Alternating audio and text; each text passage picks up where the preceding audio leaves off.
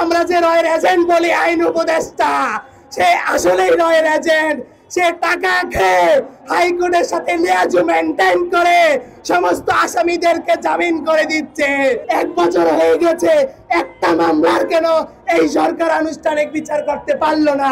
মামলার আসামি, মূল আসামি আজকে কোর্ট থেকে জামিন পাচ্ছে। 1 বছর হয়ে গেছে, 1 বছরে ওনার সংস্কার নামে আমরা কি দেখেছি?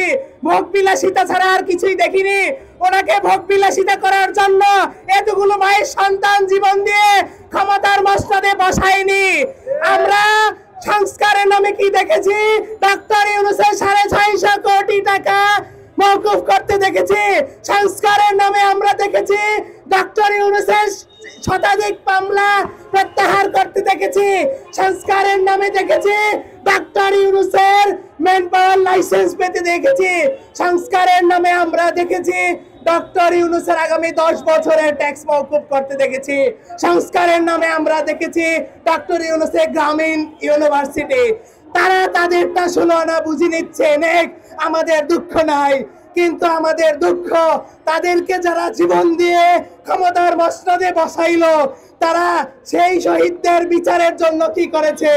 আজকে 1 বছর হয়ে গেছে।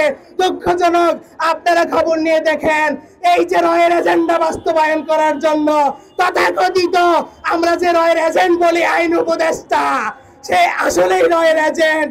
সে টাকা খেয়ে হাইকোর্টের সাথে লিয়াজু মেনটেন করে সমস্ত আসামিদেরকে জামিন করে দিচ্ছে। তাদেরকে জন্য ক্ষমতার মসনদে বসানো হয় নাই। যেই কথা উপদেষ্টা আছে, অবিলম্বে আইন উপদেষ্টাকে পদত্যাগ করতে হবে, না হলে তাকে শহীদ পরিবার জুতা পিটা করে আসিফ নজরুলকে ক্ষমতার মসনদ থেকে বসাই দেবে। এই রয়ের এজেন্ডা বাস্তবায়ন করার জন্য এই ঘুষখোর আসিফ নজরুলকে এতগুলো মায়ের সন্তান তাদের জীবন দিয়ে ক্ষমতার মসনদে বসায় নাই। আজকে আমরা এখানে এসেছি কেন?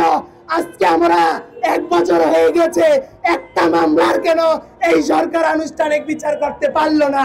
সে ব্যর্থ সরকার হিসেবে নিজেদেরকে মানুষের কাছে দিন দিন ব্যর্থ সরকার হিসেবে পরিচয় করতেছে। তারা আজকে বিচার নিয়ে একটা মামলার আনুষ্ঠানিকটা বিচার হয়েছে না আনুষ্ঠানিক বিচার কার্য শুরু করেছে। তারা নিজেদের 16 আনা ভোগ বিলাসিতা আর প্রটোকলের জন্য ক্ষমতার মসনদে বসেছে। আজকে শহীদের হত্যার বিচারের জন্য কেন আমাদেরকে রাস্তায় নামতে হবে? একটা মামলা যদি দৃশ্যমান থাকে, আমার ভাইয়ের মামলার আসামি দেখা যাচ্ছে, সেই আসামিকে আইন উপদেষ্টার মদদে 5 কোটি টাকার লেনদেনে সেই আসামিকে জামিন দিয়ে দিয়েছে। তাহলে বলেন, রাষ্ট্র কি বিচার করবে? এই রাষ্ট্রের জন্য কি এতগুলো মায়ের সন্তান তাদের জীবন দিয়ে এই দেশটাকে স্বাধীন করে গিয়েছে? আমরা আজকে অবিলম্বে যেই কোর্ট থেকে বৈষম্য বিরোধী ছাত্র আন্দোলনের হত্যা মামলাগুলোর জামিন দিয়েছে, সেই বেঞ্চের বিচারপতিদেরকে বহিষ্কার করতে হবে, তাদেরকে বরখাস্ত করতে হবে, আইন উপদেষ্টাকে আজকেই পদত্যাগ করতে হবে। আমরা এখানে পরে অবস্থান কর্মসূচি পালন করব। তো কষ্ট করেও যে আসামিকে গ্রেফতার করছে, সে গ্রেফতারের মামলার আসামি, মূল আসামি আজকে কোর্ট থেকে জামিন পাচ্ছে। তাহলে আমরা ভিডিও ফুটেজ আছে, অসংখ্য প্রমাণ আছে সারা বাংলাদেশে। আমি শহীদ পরিবারের পক্ষ থেকে একটি কথা বলতে চাই এবং আহত পরিবারের পক্ষ থেকে একটি কথা বলতে চাই। তাহলে আপনারা বিচারের জন্য কি কাজ করছেন? আপনারা কি এই জুলাই আগস্টে যে সমস্ত ব্যথাঘাত সৃষ্টি হয়েছে, আজকে আমরা আপনাদেরকে বিশ্বাস করেছিলাম, যে ভালোবেসেছিলাম যে আপনারা একটা সুষ্ঠু বিচার করবেন এবং সেই বিচার মানুষ সারা বাংলাদেশ নেই এবং সারা বিশ্ব একটা সন্তোষজনক বিচার করবেন। আজকে আসলে তার কোনো অগ্রগতি আমরা পাচ্ছি না। কেননা আমাদেরকে এতদিন জলসাতুরি করে আমাদেরকে বুঝিয়ে রেখেছেন।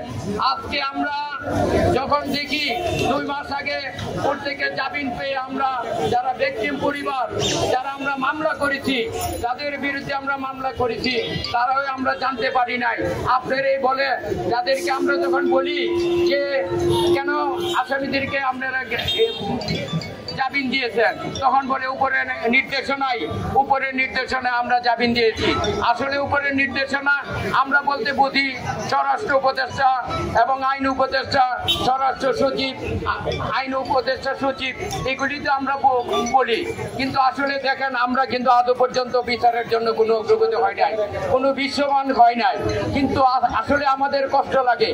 আজকে একটা সোনার বাংলাদেশ, নতুন বাংলাদেশ আমরা বলি, কিন্তু আমাদের রক্তের বিনিময়ে, আমাদের ছেলের রক্তের বিনিময়ে যে আজকে এই ধরনের বিচারের জন্য মনে করেন কথা বলা হয়, বিচারের জন্য কোনো আমরা অগ্রগতি দেখি নাই।